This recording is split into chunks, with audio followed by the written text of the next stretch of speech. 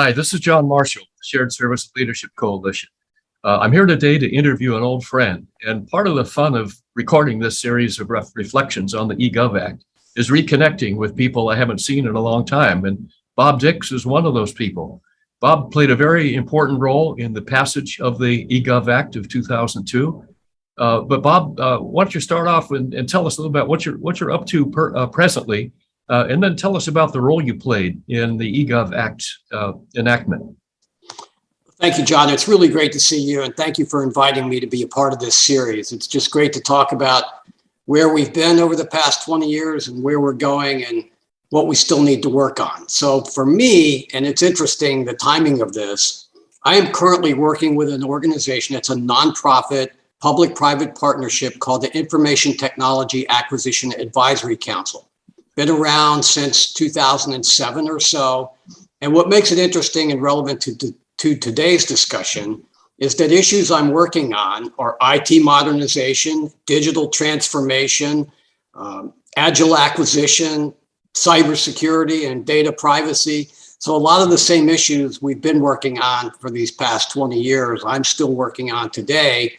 And interestingly, still having some of the same conversations, and I'm sure we'll get into that a little bit as we progress through this discussion. That's great, Bob. Well, so let's go back to 2002. What were you doing back then? What was your role, and how exactly did you participate in the passage of the act? So my role was really more in the implementation side of it, John. I joined the House Government Reform and Oversight Committee staff, the subcommittee staff, in early 2003. So the act itself was actually passed in November of 2002 and signed into law by the president in December. I accepted a role and joined the team, the Tom Davis team, as the staff director for a new subcommittee called the House Subcommittee on Technology, Information Policy, Intergovernmental Relations, and the Census. It had the longest title of any subcommittee in Congress, and it was chaired by a young member from Central Florida named Adam Putnam.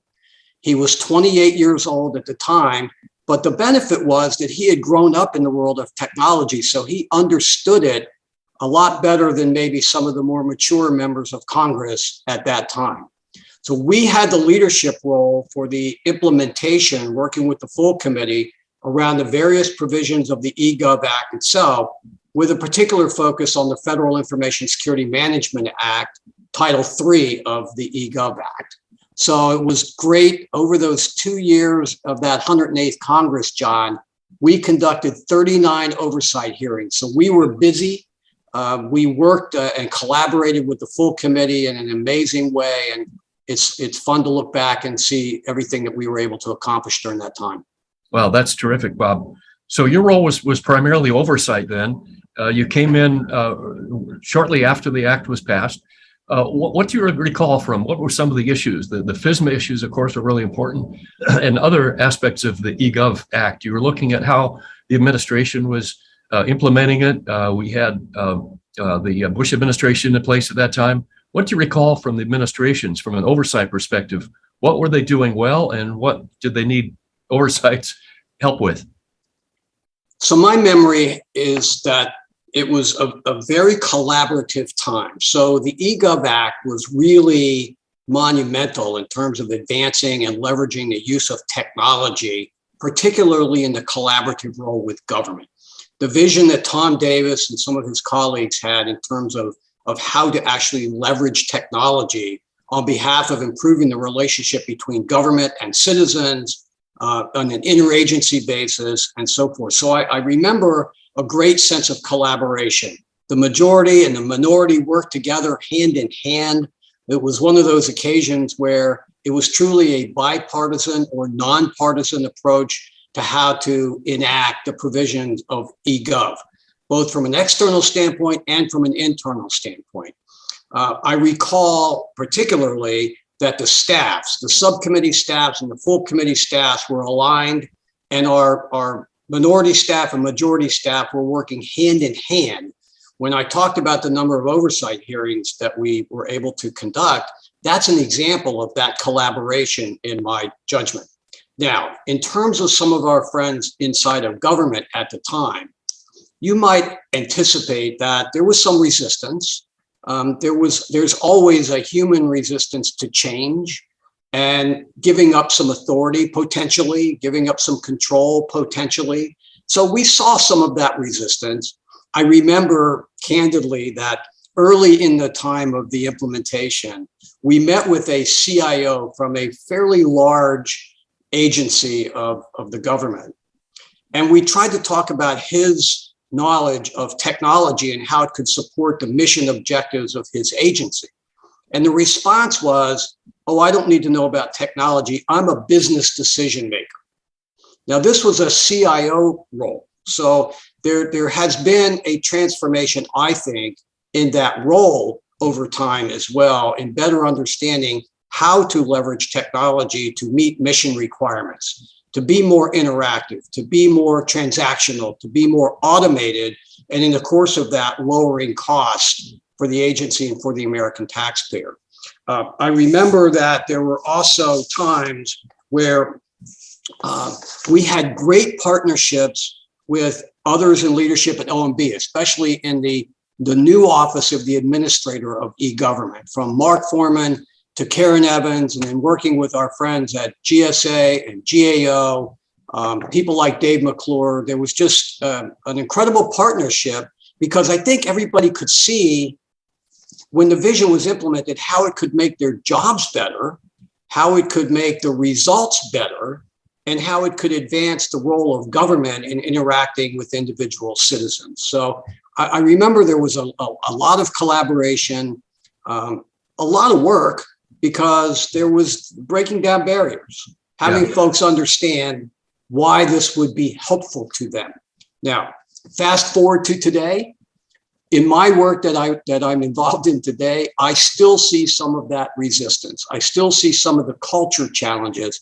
I still see some of the sandbox protection and the unwillingness to give up any control over the domain, which is within the purview of particular folks. These are good and decent people trying to do the right thing, but they also are very wedded to the way things have always been and reticent to sometimes give up some of that control.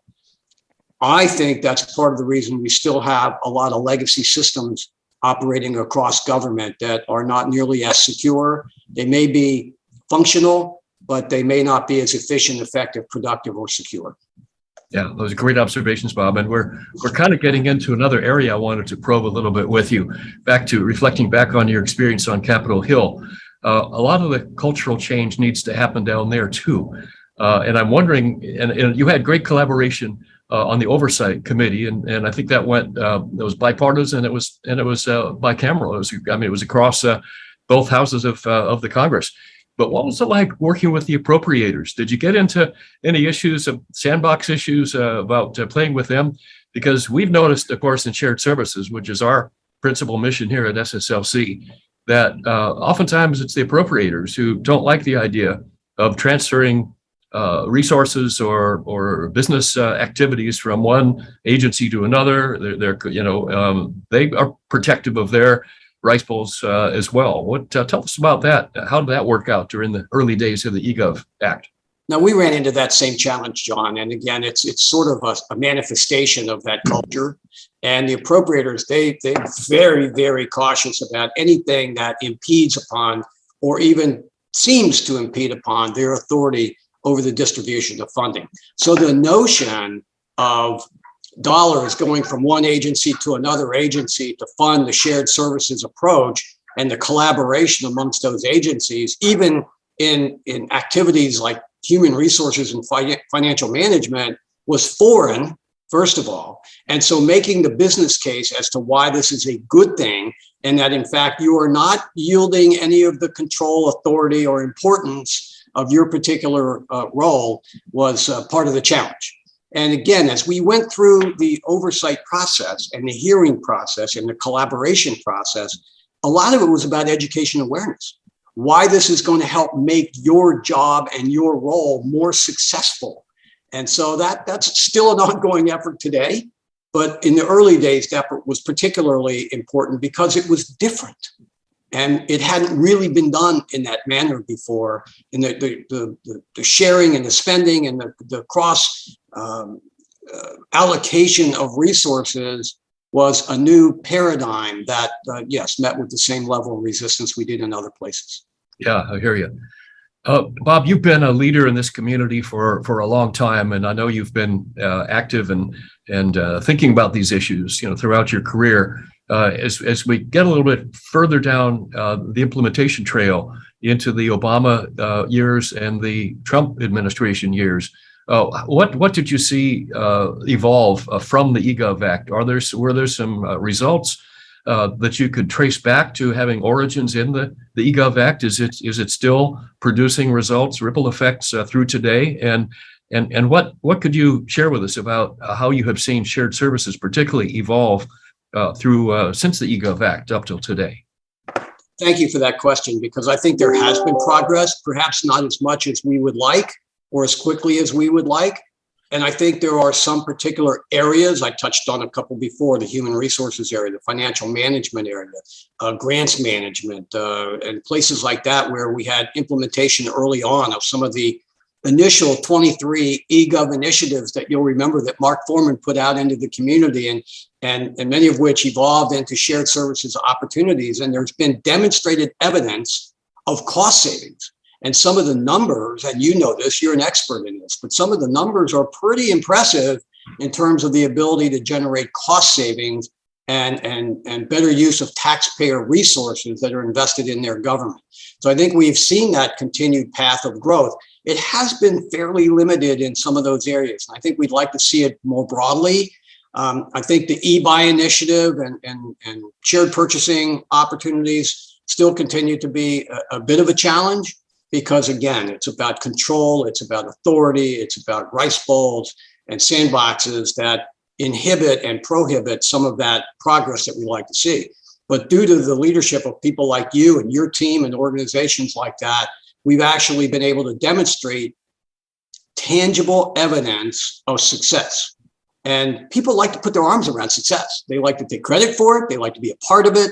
And so the more you can demonstrate that kind of success, and especially, one of the things that Congressman Davis was really, really big on was reinvesting savings and demonstrating to the leadership that if you will advance this notion of shared services, then there will be an opportunity not only for you to save resources in your own budget, but to reinvest in some of those places like technology innovation and moving the needle on some of those investments that you will be able to enjoy as a result of those savings.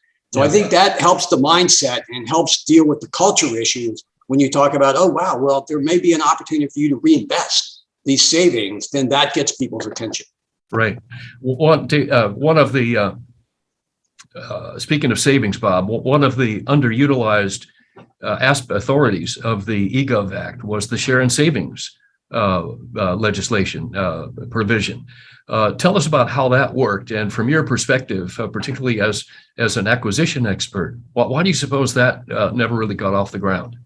I think people just didn't understand what it meant or how its mechanism would work and how they would benefit from that. And there was a lot of pushback. I remember that was very frustrating for many people in leadership back in that day, because that was such an important tool in the toolbox of being able to achieve the outcomes that we're looking at in terms of becoming more efficient, more effective, more productive, and saving dollars in the process. So the whole share and savings piece of it would allow for that reinvestment that I talked about a few moments ago, and would be an incentive and a motivator to participate in the collaborative approach to how government works. And government to citizen, but government to government. And the interagency piece of it was a key component that just wasn't really embraced in the manner that it could have been or should have been to be able to realize its great benefit.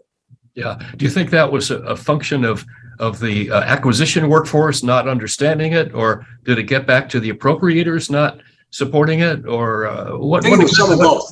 I think it was some of both, John. And I think we still today, again, I don't want to be negative towards the acquisition professional community, but they're good and decent people, men and women, trying to do a great job for our country every day.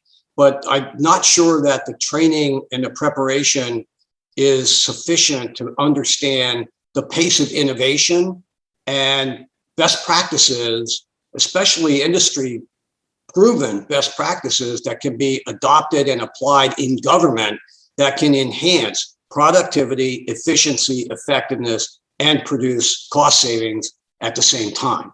So we have some work to continue to do there. The whole notion of the acquisition life cycle in government is still a challenge. It doesn't keep up with the pace of innovation. And that's been a problem for those 20 years that we're talking about here. Yeah. And a lot of us reflect back and think that the share and savings was an important missed opportunity. And we wish we could revisit it and bring that back. But unfortunately, those authorities have expired, and maybe we can see it come back some point in the future. And other business models, government corporations or more creative public-private partnerships could be an important part of really getting traction for shared services and other modernization flavors. Bob, if you had the ear of somebody at OMB and could, the DDM, let's say Jason Miller, and could offer him one piece of advice that you think it would take to really move forward more effectively in shared services, what would you whisper in his ear? Both identify and highlight incentives that can be derived as a result of participation and enhancing that collaboration. And that's from the agencies themselves and its leadership to the acquisition officials and everybody that's involved in that life cycle process, because I don't think that's well understood, and how that approach can make their results more successful. So I don't think there's enough focus and attention that has been given to that, but incentives are absolutely necessary to be able to drive adoption and to be able to have an understanding as to why you should embrace this notion and how it's going to make your job and your life easier in those roles and more successful. And that's just a place where we haven't done as good a job of educating and creating the necessary incentives to enhance adoption. Yeah, it all comes back to communication and having a compelling value proposition. And it's a constant challenge. It always gets down to change management. Indeed, it does. And culture management. I mean, again, the culture, even in the acquisition community, John, today, there's still the primary focus is on cost and schedule. Yeah. And so there's no real incentive to understand or explore what is available in the marketplace today that might make this result more productive and less costly.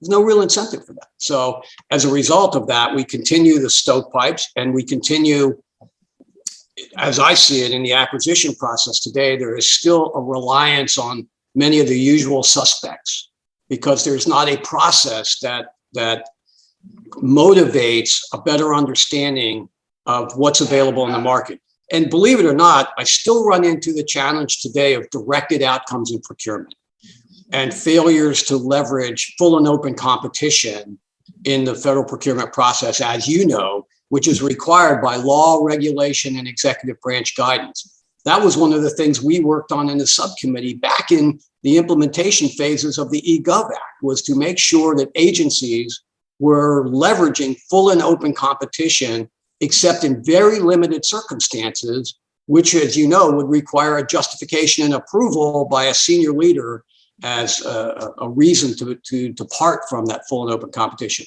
We still have that challenge today. And some of it is in massive contracts that are to be awarded. Yeah. Well, there's lots of unfinished business out there that'll keep lots of people employed for a lot of years, even beyond my runway, I'm sure.